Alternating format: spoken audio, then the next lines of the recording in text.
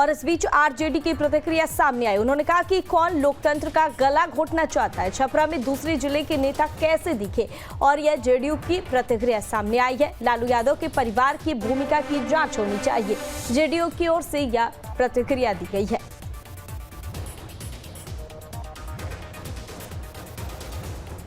और छपरा में बवाल के बाद लगातार सियासी वार पलटवार भी जारी है और इसी बीच आरजेडी की ओर से कहा गया है कि कौन लोकतंत्र का गला घोटना चाहता है, तो वहीं जेडीयू की ओर से प्रतिक्रिया सामने आई है कि छपरा में दूसरे जिले के लोग कैसे दिखे, लालू यादव के परिवार की भूमिका की जांच होनी चाहिए, जेडीयू की ओर से यह प्रतिक्रिया सामने आई है। बता दें आपको, छपरा में कल वोटिंग के दौरान विवाद हुआ था और इसके बाद यह झड़प इतनी बढ़ गई कि इस दौरान गोलीबारी की भी घटना को अंजाम दिया गया है। घटी है उसमें 1 लोगों की मौत हुई है, 2 लोग घायल हैं। लोकतंत्र में हिंसा का कोई स्थान नहीं है।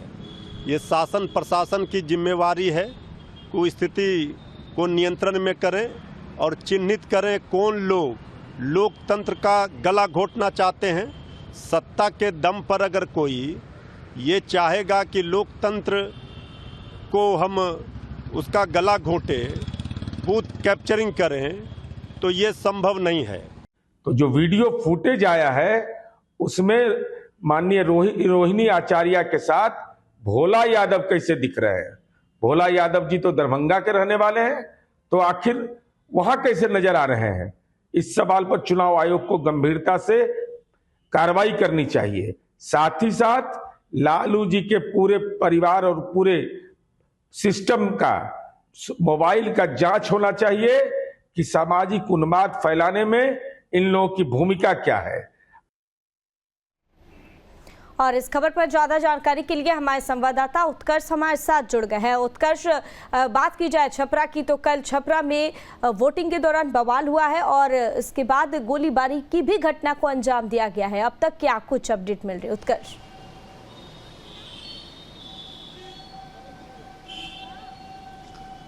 और बिल्कुल नैना, देखिए कल जो 5वें चरण के मतदान में तो तस्वीरें नजर आई हैं, छपरा से तस्वीरें नजर आई जहां पर बूथ नंबर 318 और 319 पर रोहिणी आचार्य अपने तमाम जगहों का भ्रमण कर रही थी और उस वक्त 318 और 319 नंबर बूथ पर वो तमाम चीजें देख रही थी। इस बीच दोनों पक्ष के बीच जो है वो झड़प हुई, कह सकते हैं कि हूटिंग हुई है, जहां पर बीजेपी कार्यकर्ता और आरजेडी कार्यकर्ता दोनों आपस में भिड़ गए। उसके बाद ये वीडियो इतना वायरल हुआ कि ये हिंसा आज जाकर कह सकते हैं कि भड़क उठी।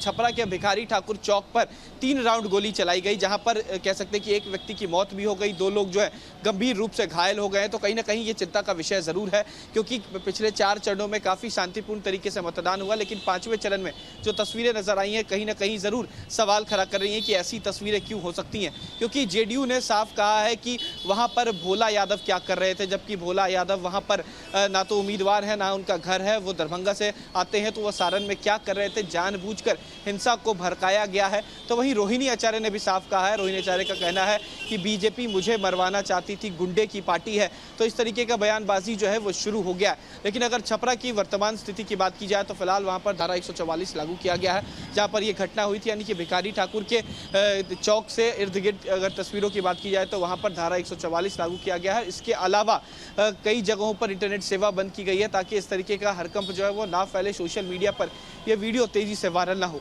2 व्यक्ति जो है वो गंभीर रूप से घायल हैं, पटना के पीएमसीएच में एडमिट कराया गया है। तेजस्वी यादव, रोहिणी आचार्य, सभी लोग जो है वहां उनसे मिलने गए हैं और रोहिणी आचार्य ने एक बड़ा बयान दिया, साफ कहा है कि एक हताशा की वजह से इस तरीके की घटना को अंजाम दिया गया है और कहीं ना कहीं बीजेपी के कार्यकर्ता जो है वो मुझे मारना चाहते थे, बीजेपी गुंडे की पार्टी है।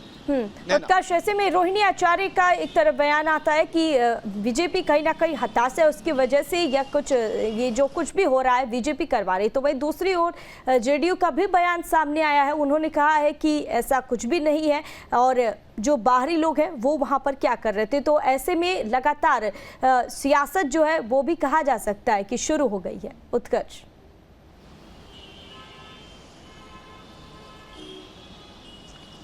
और बिल्कुल देखिए सियासत काफ़ी तेज़ हो गई है, क्योंकि अगर सारण की बात की जाए तो ये एक वक्त रहा है जब लालू परिवार का घर रहा है।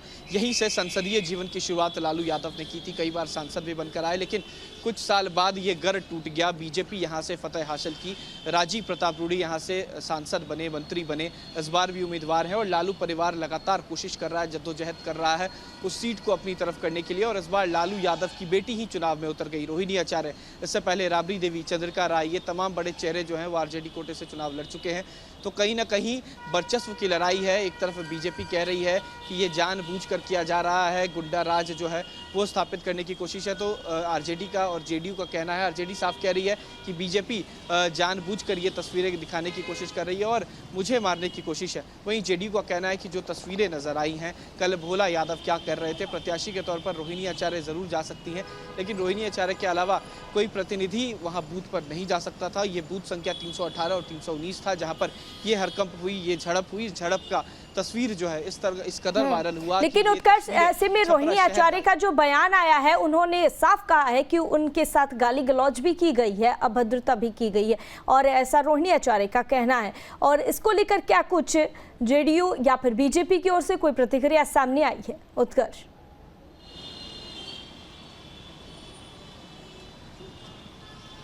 और बिल्कुल देखिए रोहिणी आचार्य का बयान अभी थोड़ी देर पहले आया है, हालांकि बीजेपी और जेडीयू ने इस पर कोई बयान नहीं दिया है, लेकिन रोहिणी आचार्य की बातों से ये जरूर समझ में आ रहा है कहीं ना कहीं एक डर जो है वो रोहिणी आचार्य के मन में नजर आ रहा था, चेहरे पे नजर आ रहा था, शिकस्त नजर आ रही थी।